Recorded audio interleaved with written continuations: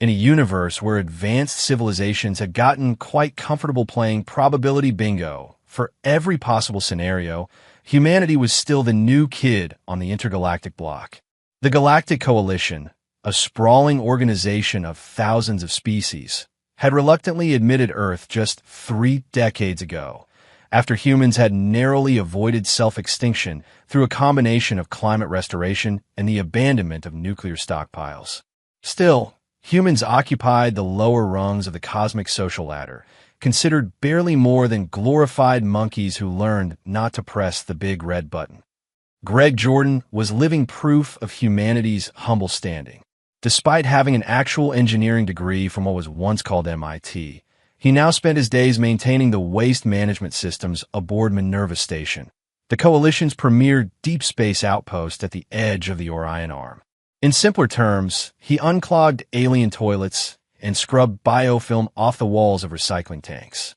Another day in paradise, Greg muttered to himself as he squeezed into a maintenance shaft, tool belt jangling against his hips.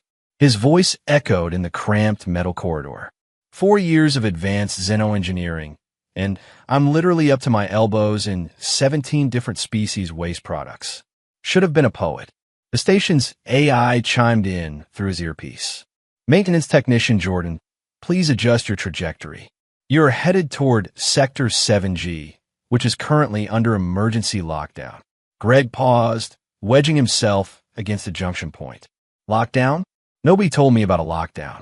I've got 3 overflow valves to replace before the end of my shift. Priority alert issued at 0743 hours. All non-essential personnel are to remain in designated safe zones. And what exactly constitutes this emergency? Greg asked, already reversing his direction with an annoyed grunt. The AI's voice remained placid. Unidentified anomalous entity detected within station perimeters. Possible apex predator juvenile. Security protocol Omega 9 in effect. Greg nearly dropped his wrench. Wait, apex predator? As in, the star-eating cosmic horrors that the Coalition has nightmares about. Affirmative. Please proceed to the nearest safety bunker. But just as Greg began shimmying backward, the lighting in the shaft flickered ominously. The station's artificial gravity hiccuped, causing his tools to float momentarily before crashing back against the metal floor with a cacophony of clangs. Wonderful, Greg sighed. Just wonderful. The AI's voice came through with increasing static. Alert! Power fluctuations detected in sectors 7G through 7J. Maintenance Technician Jordan, your biometric signature indicates you are now within the quarantine zone. Please hold position for emergency extraction. I was trying to leave, Greg protested, but the comm system had already gone silent. With the lights continuing to flicker, Greg had little choice but to follow the maintenance shaft to its nearest exit point, which happened to lead directly into one of the station's auxiliary power storage facilities. As the hatch slid open, he immediately sensed something was wrong. The room was bathed in an eerie, pulsating glow that didn't come from any of the standard emergency lights. Cautiously, Greg pulled himself out of the shaft and into the room. There, hovering near one of the station's backup fusion cells, was what appeared to be a swirling mass of luminescent energy. No larger than a beach ball, it pulsed with colors Greg couldn't even name, hues that seemed to exist somewhere between ultraviolet and gamma radiation, yet somehow visible to the naked eye. Tendrils of light extended from its core, gently probing the fusion cell's containment field. What struck Greg wasn't the creature's otherworldly beauty, but rather the way it seemed to shiver and contract whenever the station's alarms pulsed. It reminded him of a frightened animal, cowering in the corner of a too bright, too loud room. So you're the big bad apex predator everyone's running from? Greg whispered, instinctively keeping his voice low. You don't look like a cosmic horror. You look lost. The luminous orb quivered at the sound of his voice, its tendrils retracting slightly before cautiously extending again, this time in Greg's direction. And in that moment, as the creature's glow dimmed to an almost curious flicker, Greg felt a profound disconnect between the terror of this species, supposedly inspired across the galaxy, and the vulnerable entity floating before him. Were you really? He murmured, taking a tentative step forward. The security alarms blared once more, announcing the imminent arrival of the station's armed response team. Greg Jordan was about to find out exactly how much trouble one could get into by being trapped in a room with the offspring of the most feared predators in the galaxy. The luminous entity pulsed brighter when the alarms intensified, its tendrils whipping frantically in all directions. Greg pressed himself against the wall, holding his breath as one tendril of energy passed inches from his face. It wasn't attacking, at least it didn't seem to be. The movements felt more panicked. Hey, easy there, Greg whispered, instantly feeling ridiculous for talking to it like a nervous pet. Yet something about its behavior struck him as fundamentally young. This wasn't a destroyer of worlds, at least not yet. It was a scared kid. The entity suddenly darted toward the fusion cell, its body elongating into something like a jellyfish as it wrapped around the containment field. The protective barrier sizzled briefly before flickering out, and the creature began to feed. Oh, no, Greg muttered, fumbling for his comm unit. Station, we have a containment breach in the auxiliary power storage. The visitor is accessing the fusion cell directly. No response came through the static-filled comm. Great. The creature continued absorbing energy, its glow intensifying until Greg had to shield his eyes. When it finally detached from the now-depleted fusion cell, it seemed more substantial somehow, its movements more deliberate as it hovered in the center of the room. Greg found himself backed against the wall, clutching the only weapon-adjacent tool he had, a hydra spanner. Stay back. I've got well, it's basically a fancy wrench, but I'm not afraid to use it. The creature paused, then drifted closer, its light dimming to a softer glow. It extended a tendril toward the hydra spanner, almost curiously. No touching, Greg said firmly, waving the tool. This is my livelihood, pal.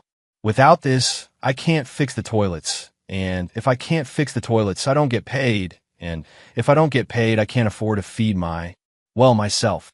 The entity retracted its tendril, but continued hovering nearby, its pulsations beginning to form a pattern that almost resembled breathing.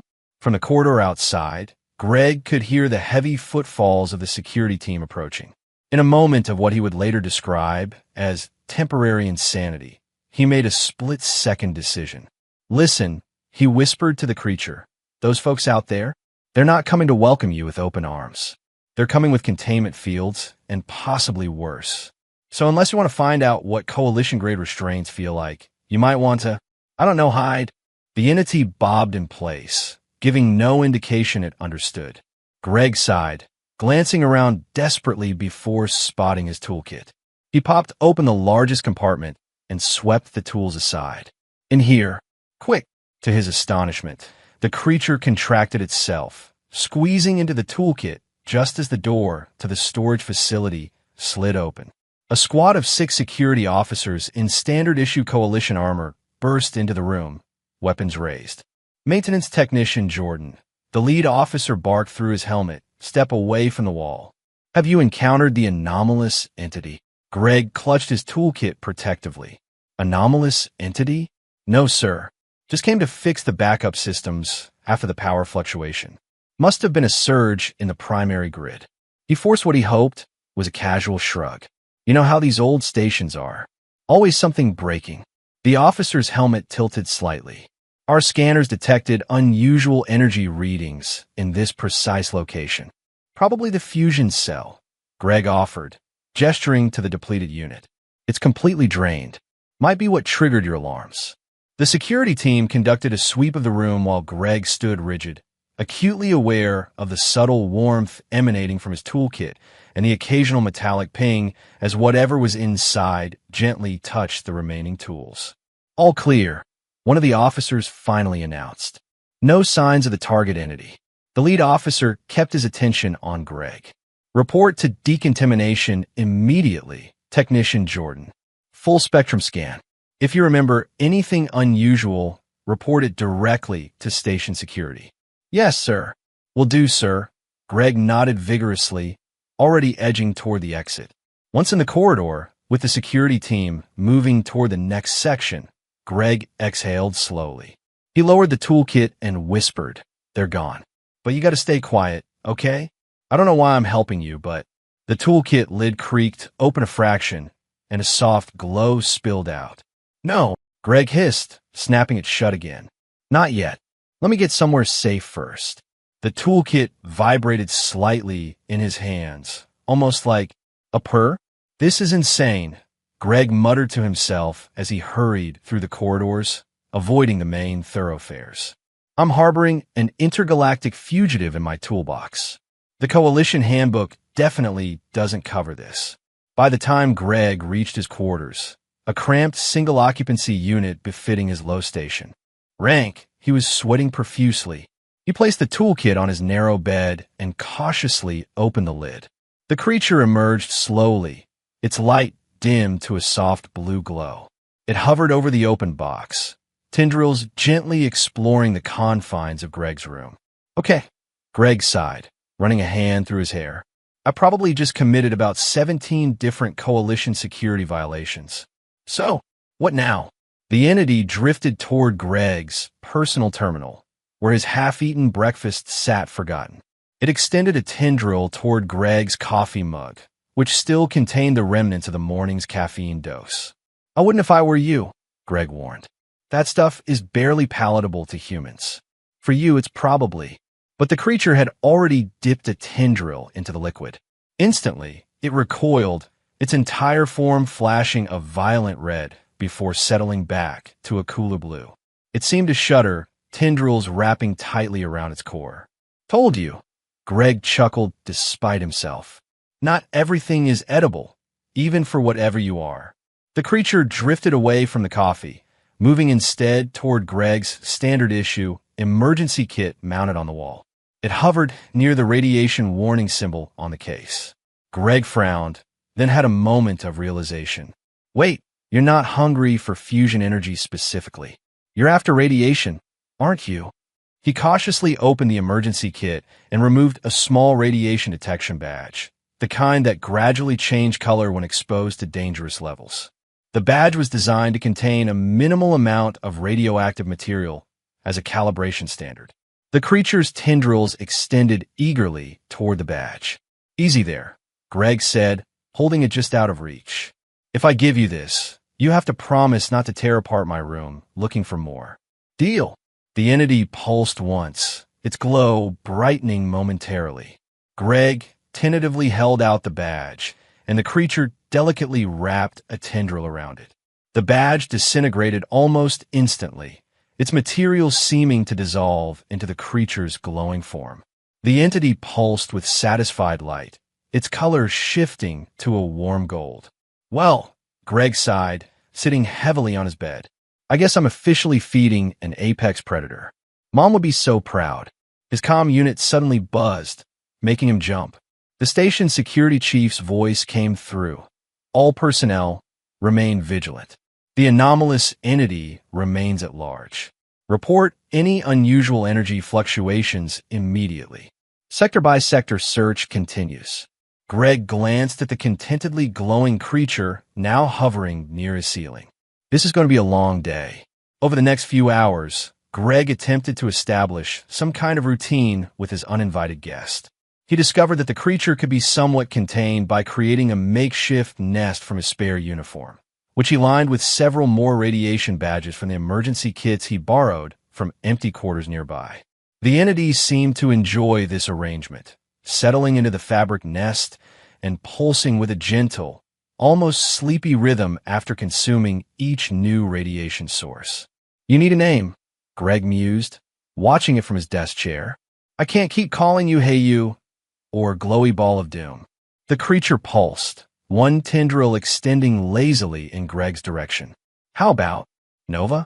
That's what you remind me of, a little star." The entity's glow shifted briefly to a vibrant purple before settling back to gold. "Nova it is, then," Greg nodded, feeling slightly ridiculous for naming something that could potentially grow up to consume entire solar systems. His door chime suddenly rang, causing both Greg and Nova to freeze. The creature quickly retreated to its nest, dimming its light to near invisibility. "Technician Jordan," came a crisp voice through the intercom. "This is Station Commander Zeltor. Open your quarters for inspection immediately." Greg's heart sank. Zeltor was a Vespidian, a race of hyperrational insectoids known for their unwavering adherence to protocol. There would be no charming or tricking his way out of this one. "Just a moment, Commander," Greg called, frantically looking around for somewhere better to hide Nova. Finding nothing, he whispered urgently to the dimmed light in the corner, "Stay absolutely still and as dim as possible." He opened the door to find Commander Zeltor's imposing form filling the doorway. Standing nearly 7 feet tall, with gleaming exoskeletal plates and compound eyes that missed nothing, the commander was intimidating even on a good day. "Technician Jordan," Zeltor's mandibles clicked as he spoke. "Security logs indicate you were in Sector 7G precisely when the anomalous entity was detected. Yet you reported nothing unusual." Greg tried to maintain eye contact, though he never knew exactly which of the Vespidian's many-faceted eyes to focus on. "As I told the security team, Commander, I was just responding to power fluctuations. Standard maintenance procedure." Commander Zeltor's antennae twitched, a sign of skepticism. "Fusion cell depletion is not standard, Technician. Our readings indicate a complete energy drain consistent with Class 9 consumption patterns." "These old cells are always acting up," Greg shrugged, desperately trying to appear nonchalant while sweating profusely. "Just last week, I had to replace 3 in the western quadrant after they spontaneously discharged." The commander's head tilted slightly. "There is no record of such maintenance." I haven't filed the paperwork yet," Greg stammered. Behind Zeltor, 2 security officers began scanning the room with handheld devices. Greg's eyes darted nervously to the nest in the corner, where Nova remained mercifully dim and still. One officer approached the nest, scanner extended. Greg held his breath. The scanner suddenly sparked and died in the officer's hand. "Equipment malfunction," the officer reported, shaking the device. Commander Zeltor's compound eyes narrowed. "Technician Jordan, are you aware that harboring a potentially dangerous entity is a violation of 17 coalition protocols and punishable by immediate termination of employment and possible incarceration?" "I would never," Greg began, but was cut off by a sudden power fluctuation that plunged the entire room into darkness for 3 seconds. When the lights returned, Commander Zeltor was staring at a spot just above Greg's left shoulder. Greg turned slowly to find Nova hovering there, fully illuminated and pulsing with curious light. Greg said weakly. "I can explain." "No explanation necessary," Zeltor said, mandibles clicking rapidly as he backed toward the door. "Security, implement containment protocol Theta 3 immediately." One officer raised what looked like a specialized net launcher, but before he could fire, Nova extended a tendril and touched the weapon. It instantly powered down, along with every other electronic device the security team carried. "Wait!" Greg stepped between Nova and the commander. "Don't hurt it. It's not attacking anyone. It's just scared." "That entity," Zeltor's voice had taken on a higher pitch, "is an apex predator juvenile. Its species consumes stars, Technician Jordan. Entire civilizations have been extinguished by its kind." "Maybe so," Greg countered, "but this one hasn't hurt anyone. It's just hungry and lost." Nova drifted closer to Greg, its tendrils curling slightly around his shoulder in what almost seemed like a protective gesture. The commander's eyes rapidly shifted between Greg and Nova. "Technician, step away from that creature immediately." "With all due respect, Commander," Greg said, surprised by his own boldness, "I think I understand what it needs. Give me some time to work with it. If I can keep it calm and contained, isn't that better than provoking it into who knows what kind of defensive reaction?" Zeltor's antennae vibrated with obvious agitation. "You are a waste management technician." "Exactly." Greg seized the opening. "I'm literally the only person on this station qualified to handle potentially hazardous materials. And I got pliers, wrenches, and compassion." Even to his own ears, The argument sounded flimsy, but Nova chose that moment to emit a series of gentle pulses that somehow conveyed what Greg could only interpret as affection, or at least non-aggression. Commander Zeltor's compound eyes registered the interaction, his scientific curiosity momentarily overriding his adherence to protocol. You believe you can communicate with it. We're figuring it out, Greg said, reaching up to gently pat one of Nova's tendrils, which had draped itself across his shoulder like an affectionate cat. It responds to calmness and, well, kindness. For a long moment, the commander seemed to calculate probabilities, his antennae twitching in what Greg had learned was a sign of deep thought. 24 hours, Zeltor finally declared. You have 24 hours to demonstrate that this entity can be safely contained and is not an imminent threat to Minerva Station. After that time, if I am not satisfied, I will have no choice but to alert Coalition High Command, who will almost certainly deploy more permanent solutions. Greg swallowed hard. Thank you, Commander. I won't let you down. See that you don't, Zeltor replied, backing out of the room. Security will be posted outside your quarters. Do not attempt to leave. As the door slid shut, Greg exhaled deeply and turned to Nova, who was now bobbing contentedly at eye level. Well, little Star Eater, he sighed, you just got me confined to quarters with a cosmic death sentence hanging over both our heads. I hope you appreciate the irony. I've been promoted from waste management to babysitting the galaxy's most dangerous infant. Nova pulsed brightly in response, sending a tendril to gently tap Greg's nose.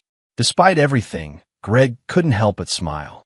18 hours into their enforced confinement, Greg had made surprising progress with Nova. Through a system of light pulses and tendril movements, they had developed a rudimentary communication method. 1 pulse meant yes, 2 meant no, and a circular motion of tendrils indicated confusion or question. The creature had also demonstrated remarkable abilities beyond energy consumption.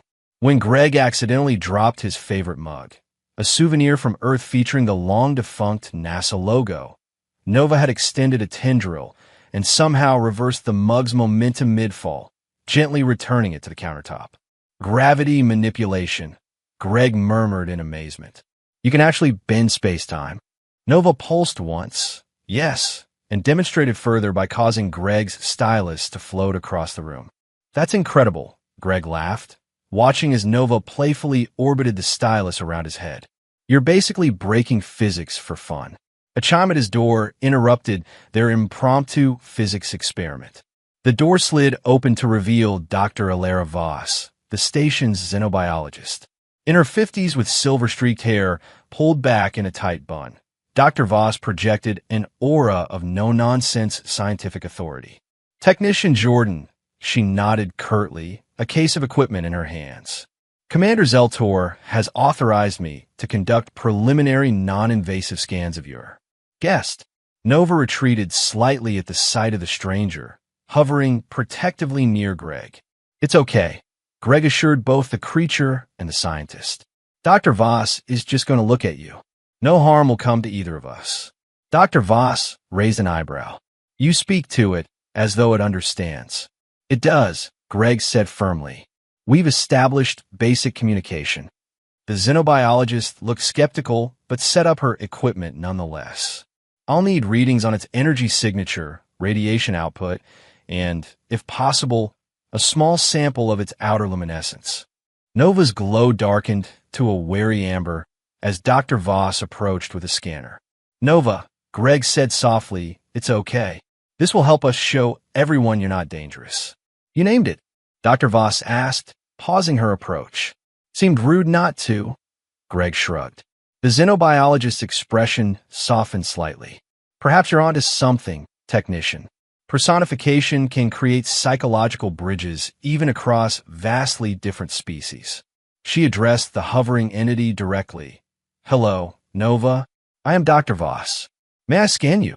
To Greg's surprise, Nova extended a tendril toward the scientist, its color shifting to a curious blue-green. Dr. Voss proceeded with her examination, her scientific detachment gradually giving way to genuine wonder as her instruments recorded Nova's unique properties. Fascinating, she murmured after nearly an hour of tests. It's not merely consuming energy, it's transmuting it, converting matter to energy and back again at will. She looked up at Greg. It's a living quantum processor. The applications for such abilities are limitless. So, it's not just a mindless planet eater? Greg asked hopefully. Dr. Voss shook her head. Far from it. Its neural patterns, if we can call them that, are incredibly complex. They resemble those of highly intelligent species, though structured unlike anything I've ever encountered. She turned to Nova, who had been surprisingly patient throughout the examination. Would you permit one small sample? Just a trace amount of your outer energy field. Nova pulsed twice. No, and retreated behind Greg. I think that's a clear answer, Greg said apologetically. Dr. Voss nodded, packing away her equipment. Fair enough. I've gathered sufficient data for now. She paused at the door. Technician Jordan, this entity has imprinted on you in some capacity. Its neural patterns show distinct changes when interacting with you versus anyone else. Imprinted, Greg echoed. Like a duckling? In layman's terms, yes, Dr. Voss replied. My preliminary analysis suggests an 87% probability that it views you as a parental figure or primary caregiver. Greg stared at her, then at Nova, who had drifted back to hover contentedly at his shoulder. You're kidding me. A Star Eater sees me as... It's Dad. Dr. Voss permitted herself a small smile. The universe works in mysterious ways, Technician Jordan. I'll report my findings to Commander Zeltor.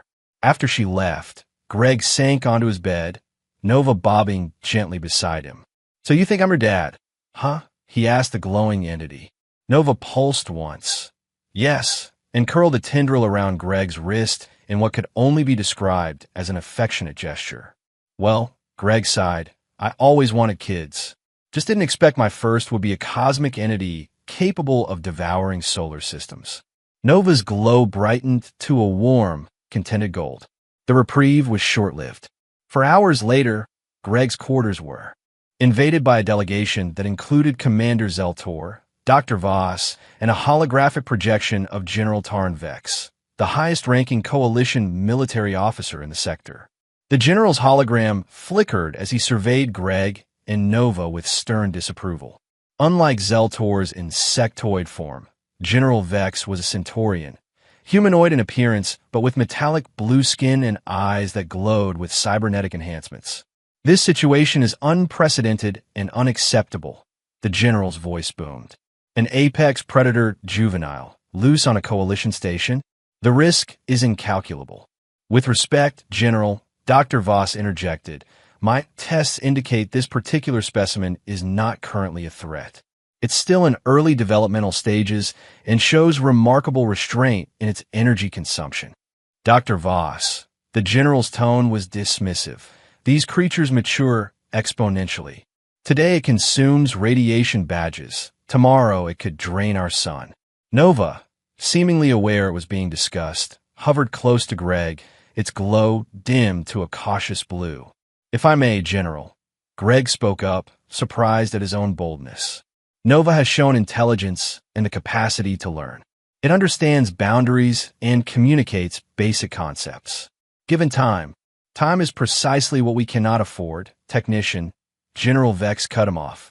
The Coalition Security Council has been apprised of the situation. They've ordered immediate relocation of the entity to our research facility on Proxima Station. Greg felt a chill run down his spine. The research facility was widely rumored to be a weapons development center. And what happens to Nova there? The general's cybernetic eyes narrowed. That information is classified. Commander Zeltor's mandibles clicked softly. A sound Greg had learned indicated discomfort. General, perhaps we should consider the xenobiologist's assessment. If the entity has indeed imprinted on Technician Jordan, then Jordan will accompany it to Proxima, the general declared. A familiar presence may keep it docile during transport. He focused on Greg. A shuttle will arrive in 6 hours. Be ready. The hologram flickered out before Greg could protest. Commander Zeltor, turned to Greg. I apologize, technician. The General's authority overrides mine in matters of coalition security. Dr. Voss looked equally troubled. Proxima's research methods are not always ethical, especially with unique specimens. Greg felt Nova press closer to him, its tendrils wrapping around his arm as if sensing his distress.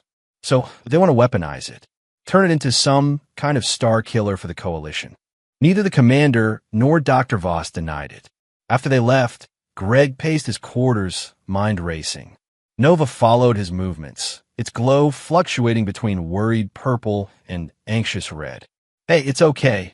Greg tried to sound reassuring despite his own fear. I won't let them hurt you. Nova pulsed twice, no, and projected a series of rapid light patterns that Greg couldn't interpret.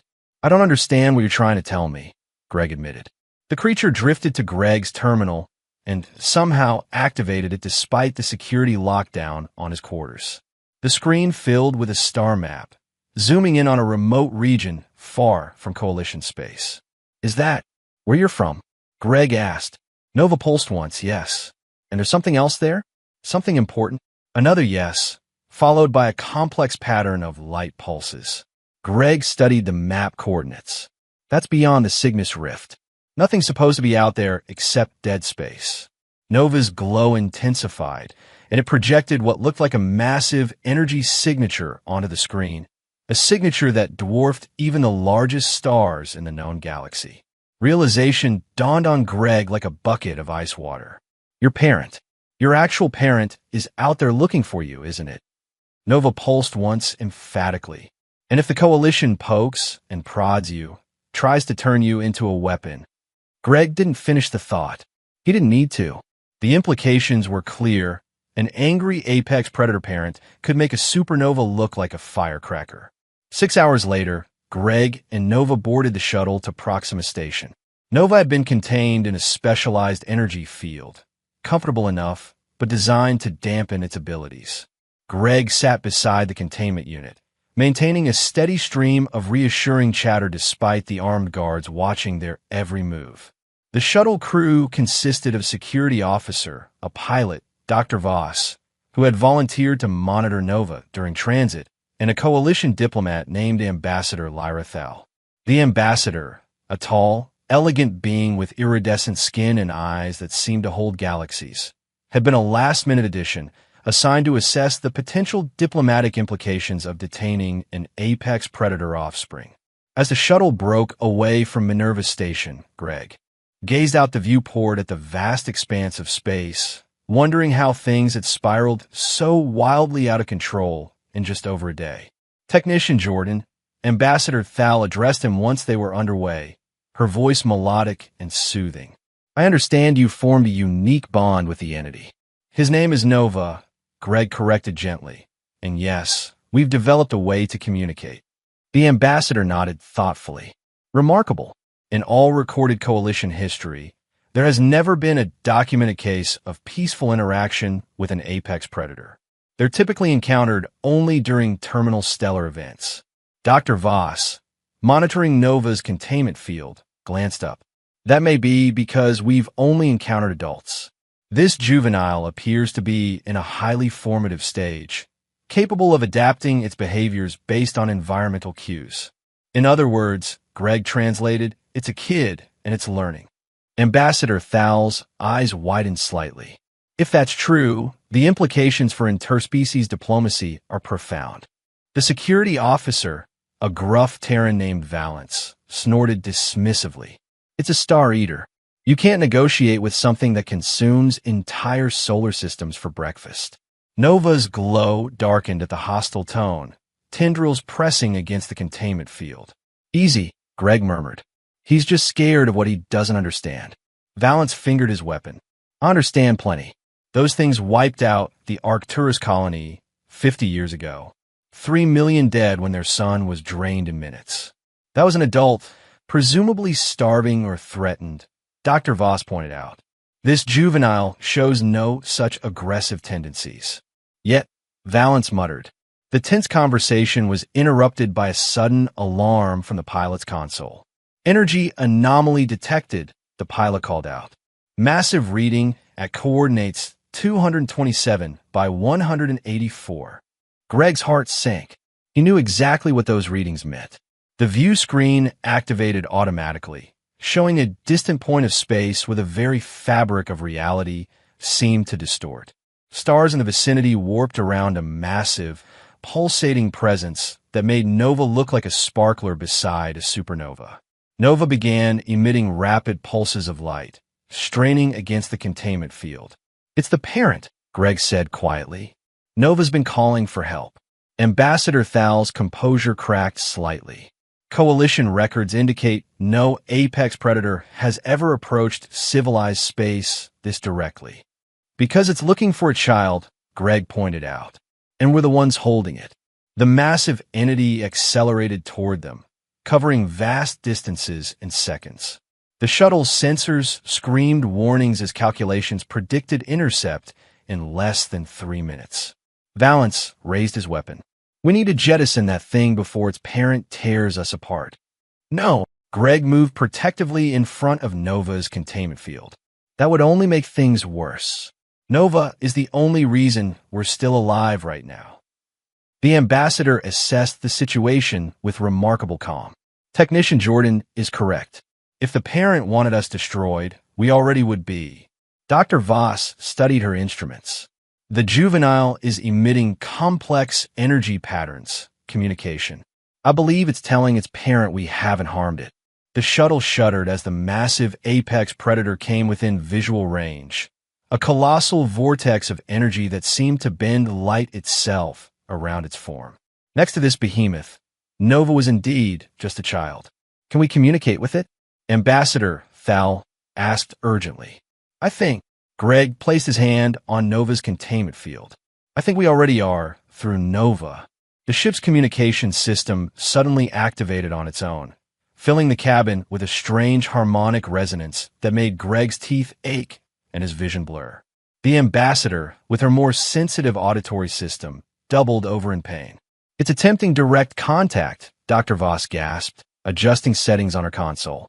"The frequencies are beyond our standard translation matrices." Nova pulsed frantically, tendrils pressing against the containment field with increasing pressure. "Let out," Greg suddenly realized. "Nova can translate. It's the bridge between us and its parent." "Absolutely not," Valance objected, raising his weapon higher. Ambassador Thal held up a hand, her diplomatic training taking over despite the extraordinary circumstances. "Lower your weapon, Officer Valance. I believe Technician Jordan may be right." She turned to Greg. "But understand the risk you're taking. If you're wrong, I'm not," Greg said with more confidence than he felt. He approached the containment field controls. "Nova won't hurt us. It's been trying to tell us about its parent all along." With a deep breath, Greg deactivated the containment field. Nova burst free in a flash of jubilant light, circling Greg once before positioning itself between the crew and the view screen where its enormous parent loomed. The juvenile apex predator began emitting complex patterns of light and energy, its tendrils forming intricate geometric shapes. The harmonic resonance in the cabin shifted, becoming less painful, more structured, like a conversation taking form. "It's working," Dr. Voss whispered, staring at her instruments in awe. "They're communicating." The massive apex predator outside the ship responded with pulses of its own, great waves of energy that somehow didn't destroy the shuttle despite their intensity. Nova turned to Greg, extending tendrils toward him in what seemed like an invitation. "I think," Greg swallowed hard, "I think it wants me to join the conversation." "That's impossible," Valance protested. "Human neurophysiology can't possibly interpret that kind of communication." But Nova was insistent, gently tugging at Greg with its tendrils of light. "Let's try," Ambassador Thal encouraged softly. "This may be the most important first contact in Coalition history." Hesitantly, Greg stepped forward and allowed Nova's tendrils to envelop him. Immediately, his mind filled with impressions. Not words exactly, but concepts and emotions so powerful they almost overwhelmed him. Protection, confusion, fear, gratitude, family. The sensations weren't coming from Nova alone, but from the massive entity outside as well. The parent was questioning, evaluating, trying to understand why its offspring was in the company of these strange, tiny beings. Through this bizarre connection, Greg found himself able to project his own thoughts in return. He focused on his memories of finding Nova, of protecting it, feeding it, learning to communicate with it. He pushed forward feelings of care and responsibility. The massive apex predator's energy fluctuated, its pattern changing from threatening to something closer to curious. Through Nova, Greg received a new impression, recognition. It understands, Greg gasped, his voice sounding strange to his own ears. It recognizes that I've been taking care of Nova. The harmonic resonance in the cabin shifted again, resolving into something almost musical. Nova's tendrils withdrew from Greg, though the mental connection remained partially intact. What's happening? Ambassador Thal asked, stepping forward cautiously. Greg struggled to translate the complex impressions into words. The parent was searching for Nova. She got separated from Nova during some kind of cosmic event. She's been looking ever since. Dr. Voss questioned. Greg shrugged. That's the closest translation I can manage. The concept is more complex than our gender categories. He focused again on the lingering connection. She's grateful I protected Nova, but she wants her child back. Nova pulsed rapidly, creating a counter rhythm to its parent's resonance. And Nova? Ambassador Thal asked gently. What does the child want? Greg listened to the patterns, feeling them more than hearing them. Nova is torn. It has formed an attachment to me, to us, but it also recognizes its parent. Nova drifted closer to Greg, its glow warmer than ever before. A tendril reached out and touched his face with gentle pressure. Through their connection, Greg understood what Nova was trying to convey. It had learned from him. It had developed differently because of their interaction, and it didn't want to simply leave. I think, Greg said slowly, Nova is proposing something like shared custody. Valance made a choking sound. Shared custody? Of an apex predator? That's insane. But Ambassador Thal was already considering the implications, her diplomatic mind racing. A cooperative arrangement with apex predators would be unprecedented. It could revolutionize our understanding of species we've only ever classified as threats. Outside the shuttle, the massive parent entity pulsed with what Greg somehow knew was consideration. She's evaluating the proposal, Greg translated. She recognizes that Nova has changed through contact with us. She's curious about what her child has learned. Dr. Voss couldn't contain her scientific excitement. The implications are staggering. If apex predators can be communicated with, perhaps their consumption of stellar material isn't mindless destruction, but something else entirely, a natural process we've misunderstood. The parent entity's energy pattern shifted again, stabilizing into a steady rhythm. Nova bobbed excitedly, circling Greg with increasing speed. She's agreed, Greg announced, hardly believing it himself. She's allowing Nova to maintain contact with us, with me specifically, as a sort of cultural exchange. He struggled to find the right words. I'd be like a secondary caregiver, teaching Nova about different forms of life. And in return, Ambassador Thal asked sharply, her diplomatic instincts sensing a negotiation. Greg concentrated on the fading impressions. In return, Nova will teach us about them, about how apex predators perceive the universe, how they interact with energy and matter. He paused, receiving one final, powerful impression. And they'll agree to avoid coalition space for stellar feeding. They'll only consume stars we designate as uninhabited, dying, or problematic. The implications of such an arrangement were so enormous that for a moment, everyone on the shuttle was speechless. Finally, Ambassador Thal broke the silence. I need to contact the Coalition Council immediately. This is beyond my authority to negotiate, but she looked at Nova with new respect. I believe this could be the beginning of a profound change in our understanding of the cosmos. The massive parent entity began to withdraw, its form receding from the view screen, but the sense of its presence remained, watchful, cautious, but no longer hostile. Nova settled beside Greg, its tendrils gently wrapping around his arm in what he now recognized as affection. "So what happens now?" Greg asked, suddenly aware that he had somehow become the central figure in what might be the most significant diplomatic breakthrough in coalition history. Ambassador Thal smiled slightly.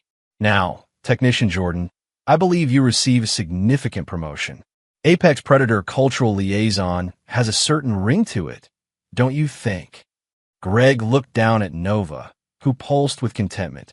"And I suppose that makes you my official alien kid."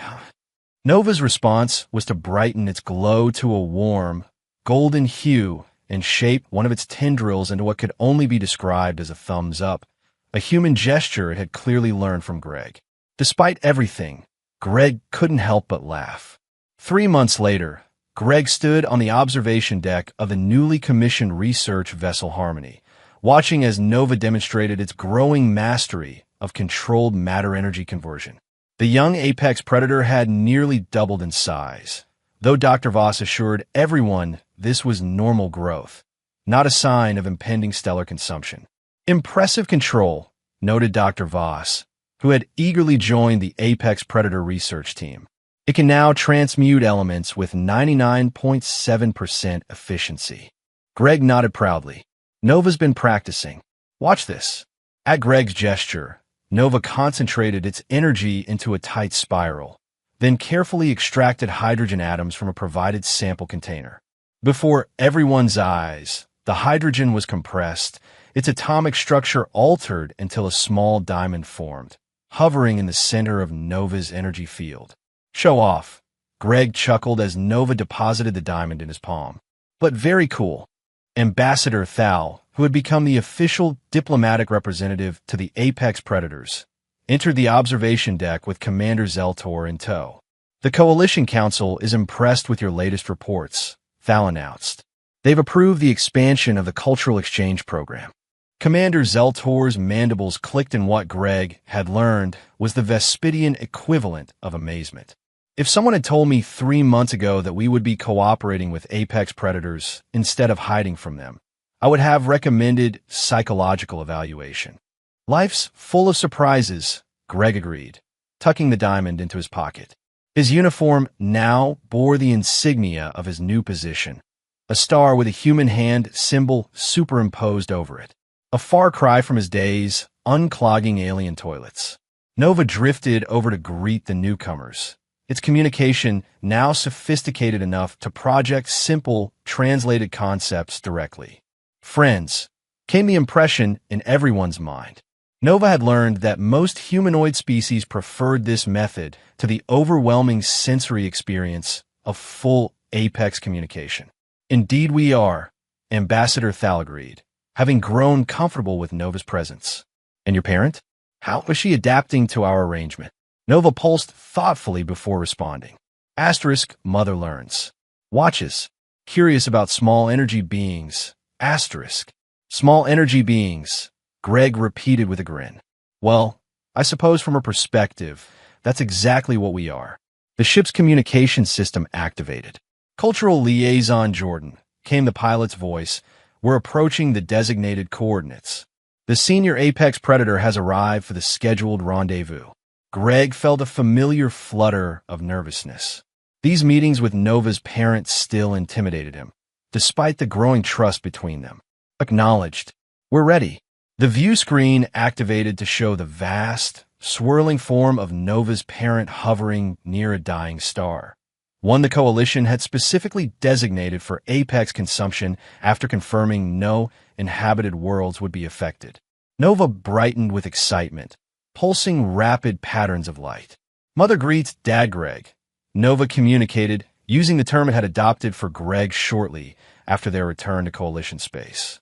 Greg still found it surreal that he had somehow become the adoptive parent to a cosmic entity capable of rearranging matter at the atomic level. "Send her my greetings as well," Nova transmitted, and the massive entity responded with a complex energy pattern that the ship's systems partially translated.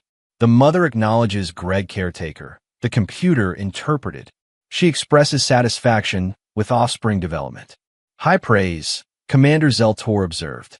You should be proud, technician, liaison Jordan.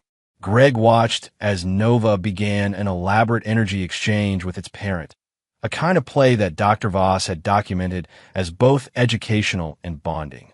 The two apex predators spun complex patterns between them, occasionally absorbing small amounts of energy from the dying star. You know, Greg said thoughtfully, when I joined the Coalition Maintenance Corps, the recruitment officer promised I'd see the universe. I just didn't expect to end up co-parenting with a star-eating cosmic entity. Ambassador Thal smiled. The universe works in mysterious ways. Indeed, Greg agreed, watching as Nova performed a particularly intricate energy pattern, clearly showing off its new skills for its mother. And to think all this started because I was in the wrong maintenance shaft at the wrong time. Or perhaps, Dr. Voss suggested, precisely the right time. Nova completed its demonstration and returned to the ship, passing easily through the specially designed hull section that accommodated its energy form.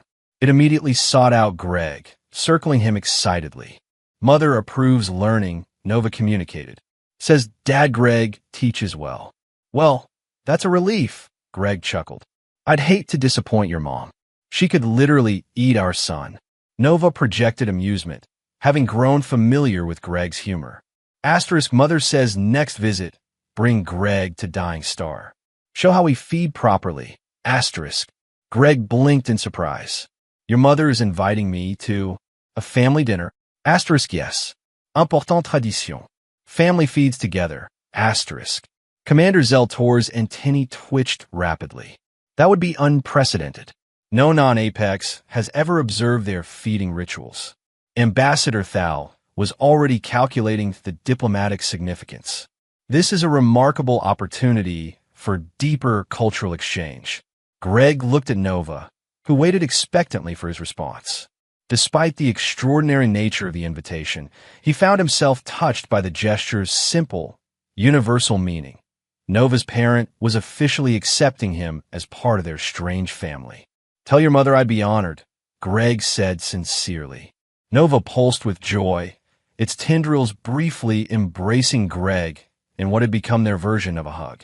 Later that evening, alone in his quarters with Nova resting in its energy containment nest, now more comfortable home than cage, Greg recorded his personal log.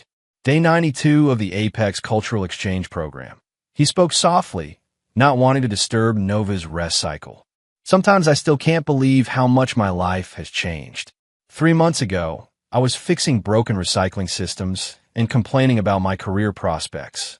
Now I'm helping raise a juvenile apex predator and preparing to attend an interstellar family dinner with a being that could consume our sun for an appetizer. He glanced at Nova, whose glow had dimmed to a peaceful blue during rest. The Coalition scientists are ecstatic about everything they're learning.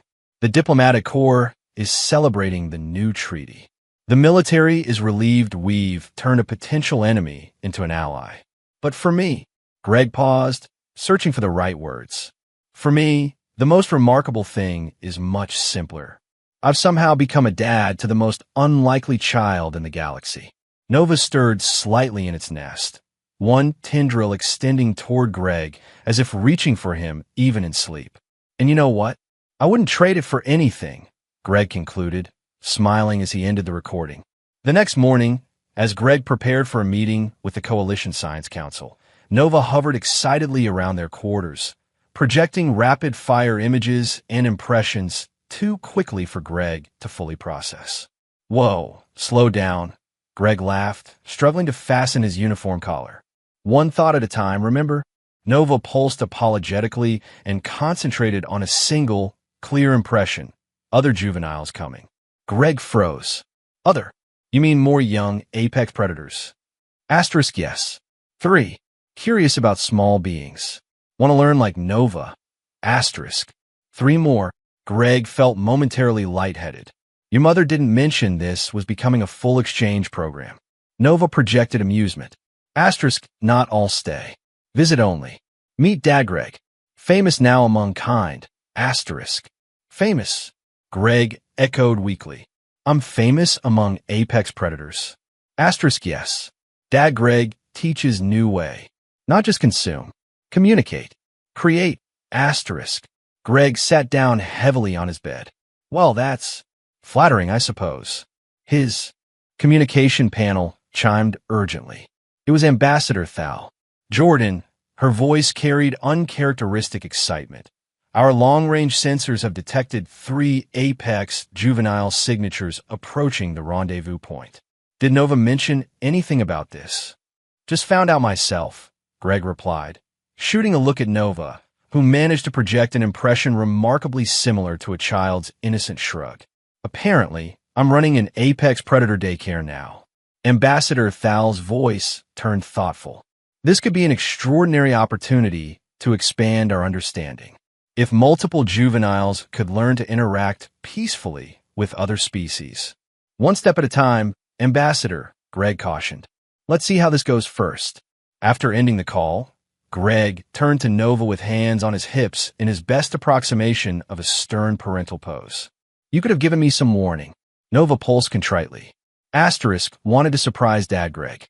Good surprise. Asterisk. Despite himself, Greg laughed. The jury's still out on that one, kiddo. As they made their way to the ship's conference room for an emergency meeting about the new developments, crew members nodded respectfully to Greg. It was still strange, having gone from being virtually invisible as a maintenance technician to being one of the most important figures on the ship. Commander Zeltor was already waiting, along with Dr. Voss and a holographic projection of General Vex, whose initial hostility had gradually transformed into reluctant respect. Liaison Jordan, the general acknowledged. Your ward has apparently been more influential than we anticipated. Nova's been communicating with its kind, Greg explained, as the apex juvenile hovered proudly beside him, sharing what it's learned about us. And now more of them want to learn, Dr. Voss said, unable to hide her scientific enthusiasm. This is unprecedented. Commander Zeltor's compound eyes focused on Nova. Are these newcomers as peaceful as your offspring has been? Greg relayed the question, and Nova pulsed thoughtfully before responding. Asterisk young ones. Curious, not hungry. Mother has taught discipline. Will behave for Dad Greg. Asterisk. Nova assures me they'll be well behaved. Greg translated, though he added, but I'd suggest having some radiation feeds ready, just in case. Hungry apex juveniles might get a bit grabby with our power systems. The meeting continued with extensive planning and security protocols, but Greg found his mind wandering to the larger implications. What had begun as an accidental encounter in a maintenance shaft was evolving into something that could fundamentally change the relationship between apex predators and the rest of the sentient universe. 2 days later, as the Harmony hovered at a safe distance from the rendezvous point, Greg stood on the observation deck with Nova vibrating excitedly beside him. Through the massive viewports, they watched as 3 smaller energy signatures approached, each distinct in color and pattern, but unmistakably the same species as Nova. They're beautiful, Greg murmured, genuinely awed by the sight. Nova projected pride. Asterisk family. Cousins. Want to meet Dad Greg. Asterisk. Ambassador Thal stepped up beside them. We're making history today, Jordan. The first diplomatic delegation of apex predator juveniles. As the 3 young entities drew closer, their energy signatures pulsing with curiosity and excitement, Greg felt a surprising sense of responsibility settle over him. Somehow, through the strangest of circumstances, he had become not just Nova's caretaker, but a bridge between 2 fundamentally different forms of cosmic life. Well, Greg said, straightening his uniform, I guess it's time to meet the extended family. Nova pulsed with joy, circling Greg once before moving forward to greet its kin. As the observation deck filled with the glow of 4 apex juveniles exchanging complex energy patterns, Greg was struck by the absurdity and wonder of a situation. From waste management technician to cosmic diplomat in a matter of months. From fixing broken pipes to fostering understanding between species that had never before communicated. The Coalition Club of Formidable Species now has 4 juveniles with a human dad, he murmured to himself, echoing the thought that had crossed his mind when this all began. Who would have thought babysitting an apex predator would end like this? Nova, overhearing, projected a final, clear impression that everyone on the deck received. Asterisk not in, Dad Greg. Just beginning, asterisk. And looking at the four glowing entities now harmonizing their energy patterns in what could only be described as play. Greg Jordan, former maintenance technician, current apex predator cultural liaison, and unlikely adoptive father, couldn't help but agree. The universe, it seemed, had only just started to reveal its strangest and most wonderful possibilities.